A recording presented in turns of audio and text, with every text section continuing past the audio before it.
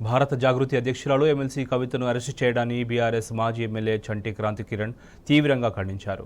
ఇది రాజకీయ ప్రేరేపితమైన కేసుగా అభివర్ణించారు. కేంద్రంలోని బీజేపీ ప్రభుత్వం ప్రాంతీయ పార్టీలపై కక్షపూరితంగా వ్యవహరిస్తోన్న ఆయన ఇందులో భాగంగానే కవితను అరెస్ట్ చేశారన్నారు.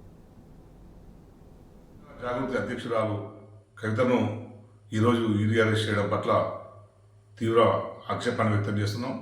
ఇది రాజకీయ ప్రేరేపితమైన కేసు అని గత 2 సంవత్సరాలుగా మేము చెప్తూనే ఉన్నాం. ఏదైతే ఈ లిక్కర్ స్కామ్కు ఎటువంటి సంబంధం లేదని చెప్పి దానికి సంబంధించి ఎటువంటి ప్రూఫ్ లేకపోయినా సరే ఉద్దేశపూర్వకంగా కొన్ని రోజులు సిబిఐ వేధించింది, ఇప్పుడు మళ్ళీ ఈడీ అరెస్ట్ చేసింది. ఇట్లా ప్రతిపక్ష పార్టీలు తమ దారికి రాని పక్షంలో వాళ్ళందరి మీద కేసులు పెట్టడం, వాళ్ళని జైలు పంపడం దేశంలో పరిపాటి అయిపోయింది. బీజేపీ ప్రభుత్వం దేశంలో ఉన్న అన్ని ప్రాంతీయ పార్టీలని మొత్తం ధ్వంసం చేసి ఏదైతే జాతీయ పార్టీలు ఉన్నాయో ఆ 2 మాత్రమే మిగిలే విధంగా మోడీ గారు కుట్ర చేస్తున్నారనే దానికి ఇది తాజా సంకేతకంగా తెలంగాణ ప్రజలు గ్రహించాల్సిందిగా నేను కోరుతున్నాను.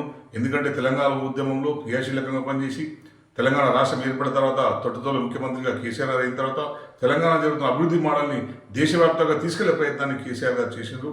ఇప్పుడు మళ్ళీ పార్లమెంట్ ఎలక్షన్స్ వస్తున్నాయి కనుక అదే ఎజెండాతో కేసీఆర్ గారు ముందుకు వస్తే తమకు దేశంలో ఇంకా పుట్టగతులు ఉండవని చెప్పి కేసీఆర్ గారి లాంటి వ్యక్తి కనుక ఎదిగితే మోడీకి ప్రమాదకరమని గ్రహించి కేసీఆర్ గారిని మానసికంగా నిర్వీర్యం చేయడానికి, ఆయన మనోనిబ్బరాన్ని దెబ్బతీయడానికి కవిత గారిని అరెస్ట్ చేసినట్టు కనిపిస్తుంది. దీన్ని మేము తీవ్రంగా ఖండిస్తున్నాం.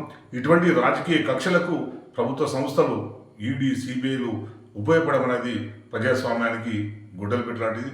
దేశ ప్రజలకు మోడీ వల్ల జరిగిన ఒక్క సంక్షేమం కూడా చెప్పుకోవడానికి కూడా ఏం లేదు. ఏదైతే కవిత గారి కేసు పెట్టారో ఆ కేసులు